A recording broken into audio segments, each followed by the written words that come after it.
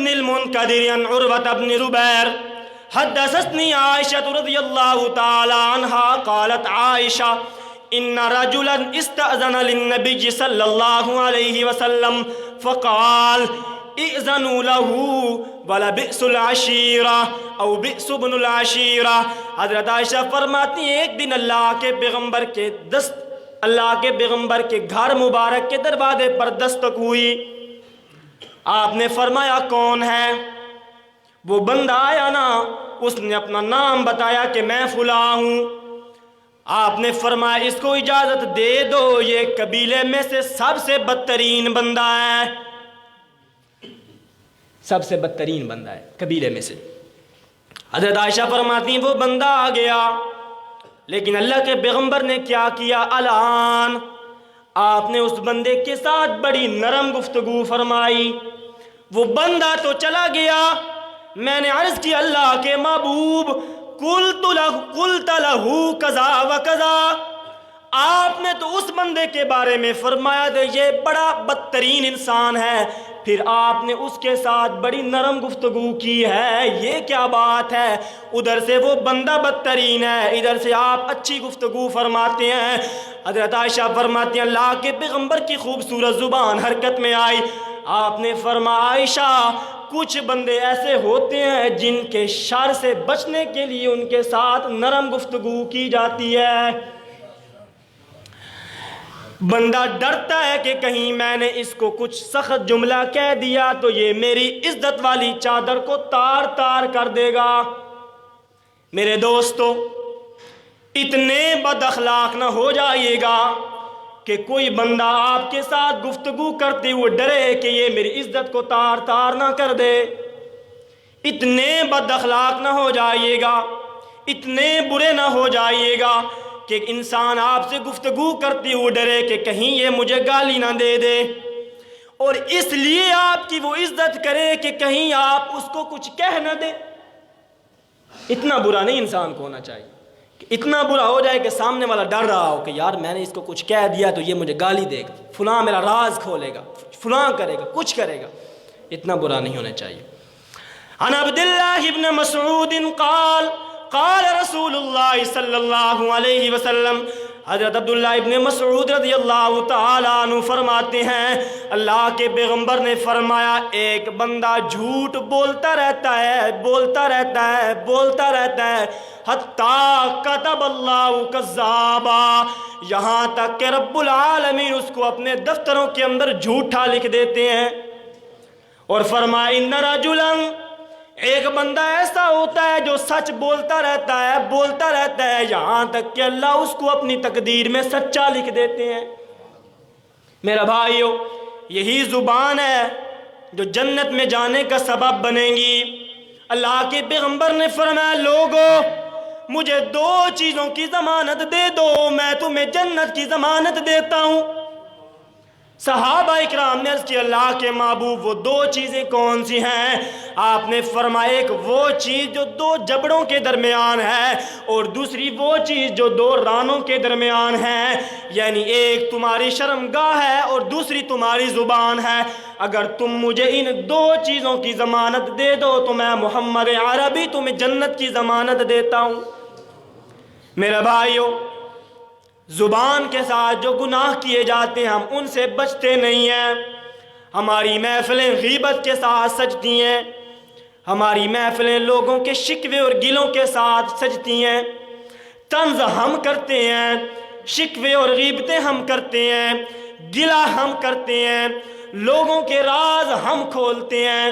میرے بھائیو، اس زبان کی وجہ سے کئی لوگ جہنم میں جائیں گے، کئی لوگ جائیں گے، اور اسی زبان کی وجہ سے کئی لوگ جنت میں جائیں گے۔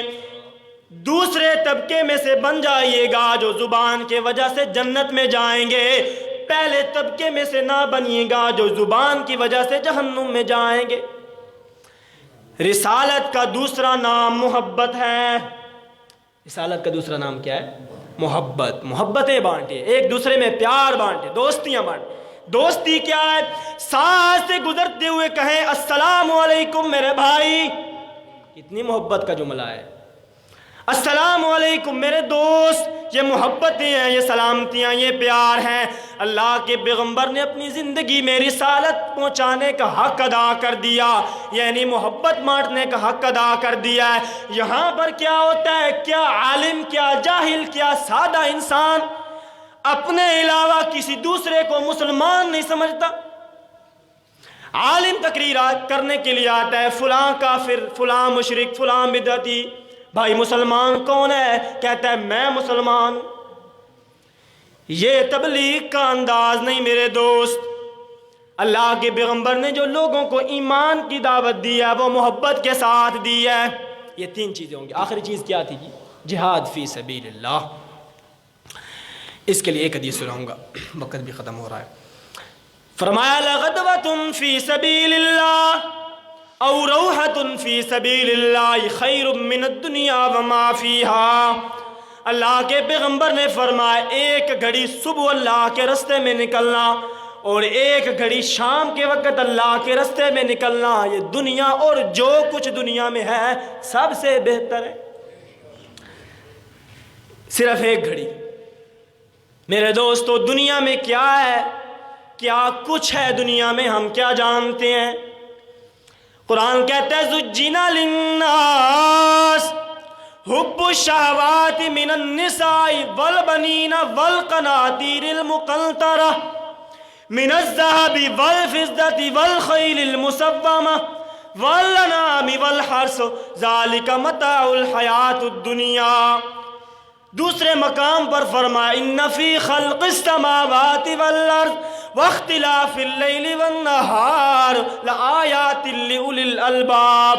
تیسرے مقام پر فرمایا والخیل والبغال والحمیل لترکبوها وزینہ وَيَخْلُقُ مَا لَا تَعْلَمُونَ۔